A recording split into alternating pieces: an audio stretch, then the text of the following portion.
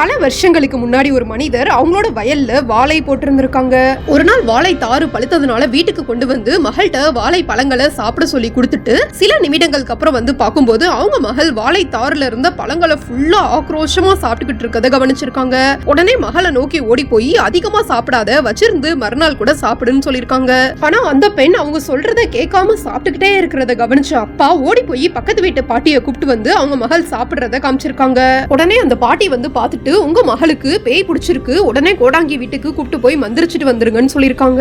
அடுத்த நொடியே அரண்டு போன கணவன் மனைவி அவங்க குல தெய்வத்தோட பெட்டி இருக்கிற கோவில் வீட்டுக்கு அவங்க மகளை கூப்பிட்டு போய் பூசாரிட்ட நடந்த விஷயம் எல்லாத்தையும் சொல்லிருக்காங்க. உடனே பூசாரி வேப்பிலையை பறிச்சுக்கிட்டு அந்த பெண்ணை நோக்கி வரும்போது அந்த பெண் பூசாரி கையில இருந்த வேப்பிலையை பறிச்சு சாப்பிட்டுக்கிட்டே கோவில் வீட்டுக்குள்ள ஓடி போய் பெட்டிக்கு பக்கத்துல உட்காந்துக்கிட்டு தண்ணி கொடுங்கன்னு கேட்டிருக்காங்க.